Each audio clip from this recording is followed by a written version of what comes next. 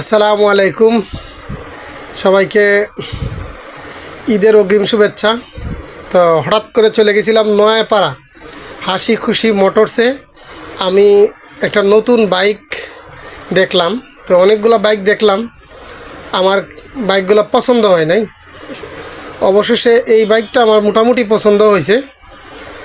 এই যে বাইকটা দেখাচ্ছি আপনাদেরকে, দেখেন বাইকটা নতুন ভার্সনের, নতুন কালার।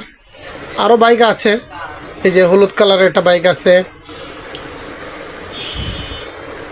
আশেপাশে আরও অনেকগুলো বাইক আছে। ঘুরে ফিরে আমি এটাতেই আটকে যাচ্ছি, এই বাইকটাই ভালো। তো আমার মেয়েকে নিয়ে চলে আসছি বাইক নেওয়ার জন্য, সাথে আমার ওয়াইফও আছে। তো